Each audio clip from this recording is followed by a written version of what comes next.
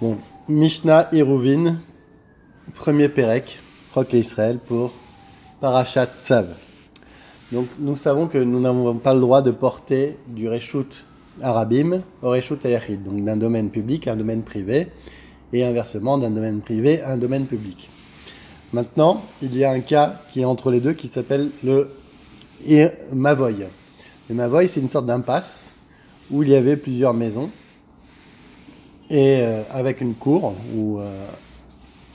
il fallait pour pouvoir porter à l'intérieur de cette cour faire en sorte que ça devienne un reshut prati, donc un reshut ayachid, donc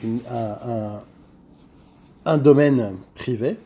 Et pour le rendre domaine privé, il fallait qu'à l'entrée de cette impasse, il y ait donc une sorte de porte qui définirait en fait l'entrée de cette grande maison, en quelque sorte, qui unirait toutes les maisons qui sont à l'intérieur, ainsi que la cour, et on pourrait porter ainsi à l'intérieur de ce mavoy, de ces cours et de ces maisons qui sont à l'intérieur de cette impasse. Alors, maintenant, on va définir comment on peut faire pour délimiter ce mavoy et faire en sorte qu'il devienne, le rendre un reshut ayachid en mettant tout simplement des lechis et des kouras. Alors les lechis, en deux mots, c'est une sorte de pilier donc vertical, et la koura, c'est la poutre horizontale composée, et tout ça pour faire une sorte de tsurat apetar, c'est-à-dire une sorte de porte. Donc voici les conditions. Première Mishnah. Mavoy sheu gavua lemala me'esrimama imaet. Donc dès que on a un mavoy et il y a plus que 20 amas. Donc pour la poutre qui définissait un petit peu l'entrée de ce mavoy, il faut la rabaisser. Pourquoi ? Parce que l'œil ne peut pas voir au-dessus de 20 amas. Donc les gens ne regardent pas au-dessus de 20 amas, et pour que ça soit bien visible, le Tanakamad nous dit qu'il faut la rabaisser de 20 amas, c'est-à-dire d'à peu près de 10 mètres. Rabbi Yehuda Omer, non, même si elle est très haute, on la voit, et donc pas besoin de la rabaisser. Maintenant, on va parler de la largeur de cette porte qu'on mettait devant le mavoy, de cette ouverture, on va dire. V'arachav maaser me'asar amot. Et la largeur, elle doit être plus petite que 10 amot. Et si c'est plus grand, il doit la rapetissir, imaet. Ve'im yeshlo tsurat apetar. Par contre, si on voit qu'il y a une vraie tsurat apetar, ça fait une vraie ouverture comme une grande porte, afal pi sheu rachav me'asar amot, en tsarich lemaet. Et donc, même si on voit qu'il y a vraiment une ouverture qui est faite sous forme de porte, qui marque bien la délimitation entre les reshut ayachid et les reshut arabim, on n'a pas besoin de diminuer, même si c'est 20 amot ou 15 amot, on n'a pas le droit, on n'est pas obligé de diminuer. Mishnah bet. Ersher mavoy. Bet shamay omrim lechi vekura. Bet hillel omrim lechi okora. Donc il y a une marloquette. Comment on va rendre cachère ce mavoy? Comment on va faire cette surat apetar? Donc on voit une marloquette Bet Shammai et Bet Hillel. Bet Hillel, il dit il faut soit des hamoudim, soit une kora. L'un des deux simanim suffit. Quand l'homme va passer devant, il va voir que c'est une surat apetar, même s'il n'y a pas de kora ou même s'il n'y a pas de lechi.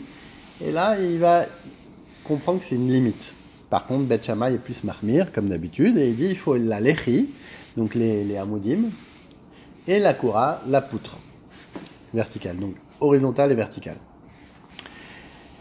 Rabbi Eliezer Omer, lechaïn. Et Rabbi Eliezer est encore plus mekil, il dit juste des hamoud suffisent. Mishum Rabbi Ishmael, Amar, Talmideh Echad Lifne Rabbi Akiva. Donc un des talmides de Rabbi Akiva, au nom de Rabbi Ishmael, a dit Lo nirleku Bet Shammai ou Bet Hillel, Al Mavoy Sheu Pachot Me'arba Amot. Sheu Nitar O belechi o bekora. Alma nichleku al rachav me'arba amot ve'ad asar. Donc, tout le monde est d'accord qu'en dessous de 4 amot, même Beth Hillel et même Beth Shammai, lechi ou kura, ça suffirait. Par contre, entre 4 et 10, c'est là que se tient la marloquette. Donc, toujours la même svara, Beth Shammai, il faut les deux, et Beth Hillel, il ne suffit que ou lechi ou kura, donc ou les amoudim, ou la poutre.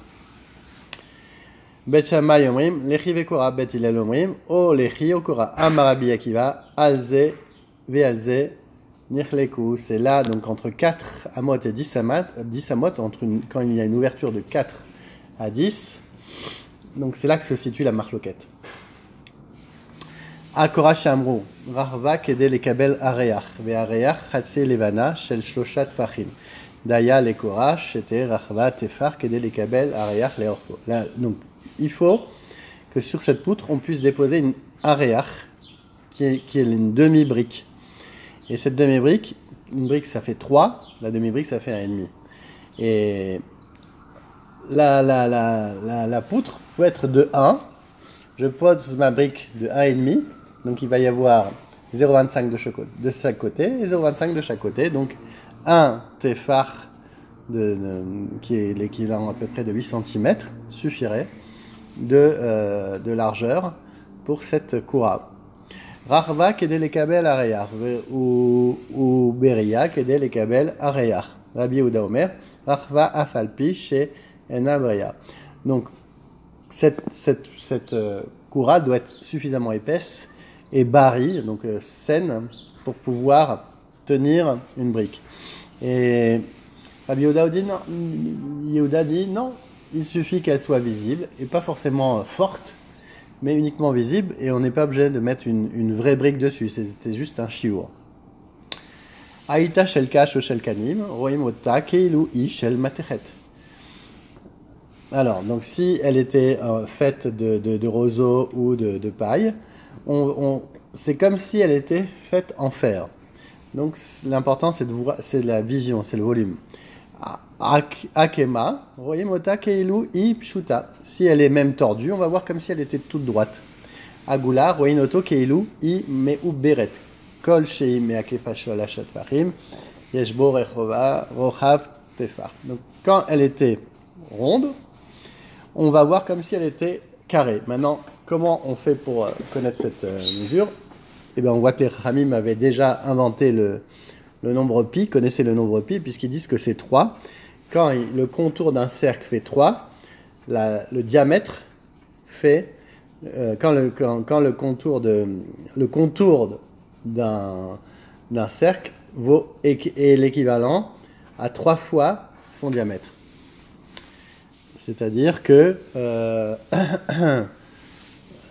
le contour égale normalement 3,14 fois le diamètre, et là on dit 3. Lechaïn, Shamu, Gaven, Asarat Fachim, Verorvan, Veravian, Kolsheu. Rabbi Yossi Omer, Rorvan, Shloshat Fachim. Donc maintenant on va passer au Amoudim. Quelle était leur dimension minimale? Leur hauteur, il fallait qu'elle soit plus que Asarat Fachim, à peu près 80 cm, et leur largeur, plus que 3 Tfachim, la largeur d'une brique. Bechol osin lechaïn, afilu bedavar shieshbo ruachaim. Rabbi Yossi Omer, metame meshum golel. Rabbi Meir, metaer. Vekodvin malav giten neshim, Rabbi Yossi aglili posel. Donc on voit que certains pensent que cet amoud, on peut même le faire avec une vache ou un animal. Et Rabbi Yossi, lui, non, on n'est pas d'accord. On voit que une bête, elle est métamée mishum golel. Le golel, c'est le couvercle d'un cercueil. Et quand une vache passe au-dessus, en tant que golel, elle est mekabel touma mishum oel. Rabbi Meir, lui, metaer. Non, il dit que ça rend c'est tahor. Et il y en a qui disent qu'on peut même écrire un guet sur une corne ou sur une vache ou sur la peau d'une vache. Mais Rabbi Yossi Agleli Posel, non, Rabbi Yossi qui est la comme lui, il rend pas soul parce que il faut que ça soit Il y a marqué Sefer Kritout, quelque chose qui soit comme un Sefer.